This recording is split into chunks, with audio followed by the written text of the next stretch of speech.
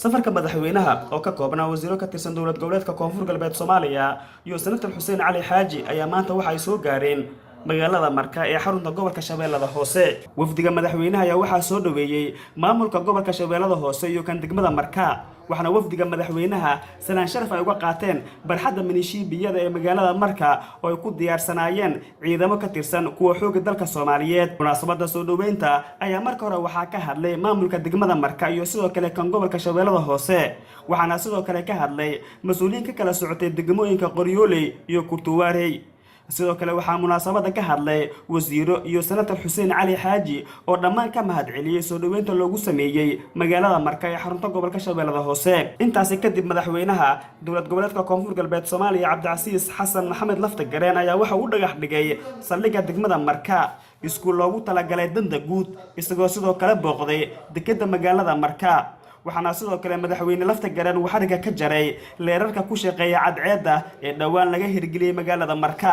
madaxweynaha oo la hadlay shacabka ayaa waxa uu sheegay in markacadii ay ku socoto wadadii horumarka waxaana uu ballan qaaday in magaalada Marka dhawaan laga fulin doono mashaariic kala duwan oo lagu horumarinayo magaalada Marka. barbaarka gaashaaman ciidamada qalabka sida noocyadooda kala duwan iyo inta xafladan ka soo qayb gashay.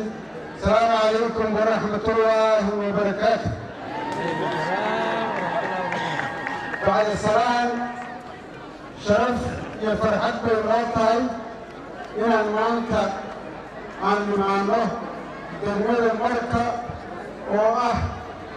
من المرح لقوم الكشوة لنا هرسل مقالدي جناعسية لدول الجبلات كل فرق البيت magaaladii xadaarada iyo ilbaxnimada koonfur galbeed oo ah magaalo Soomaaliyeed magaalo dad walaalo ah oo Soomaali ah oo isjecel oo dowladnimada jecel oo wanaagga jecel oo horumarka jecel ay degan yihiin magaaladii dadkii ugu xadaarada badnaa Soomaaliya ay degan yihiin oo horey noo sheegay sharaf weyn loo tahay waana aad iyo aad ugu faraxsanahay inaan idiin imaano oo idin aragno oo degmada Marka aan soo booqanno aan ka fiirino wax alla iyo wixii ka jiro horumarka iyo hawlka ka socdo degmada Marka sharaf ay loo tahay waana waxaan aad ugu faraxsanahay.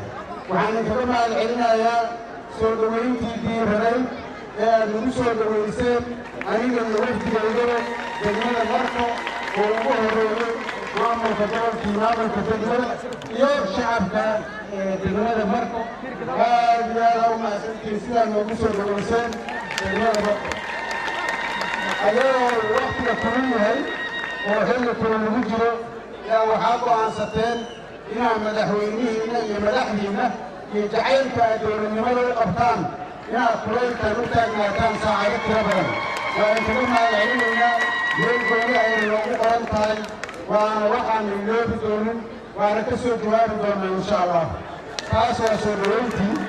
markii aan u noqdo horumarka iyo isdhexgalka bulshada iyo nabadda iyo dib u heshiisiinta ka socota degmada Marka aad iyo aad baan u bogaadinaynaa waxaana ku faraxsanahay.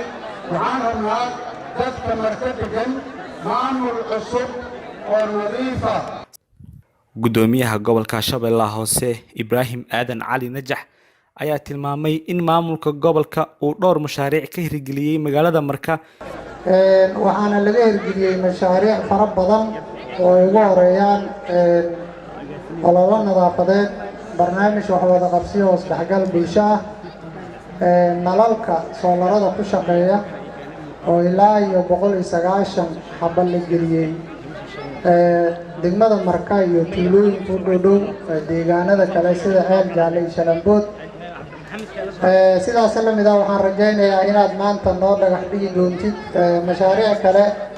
senator Xuseen Cali Xaaji oo ka tirsan golaha aqalka sare baarlamaanka federaalka Soomaaliya iyo wasiiru dowlaha wasaaradda dhalinyarada iyo ciyaaraha dowlad goboleedka koonfur galbeed Soomaaliya Abba Awow Suufi ayaa wadajir shacabka magaalada ugu amaanay sida ay ugu qayb qaateen la dagaalanka argagixisada Al-Shabaab.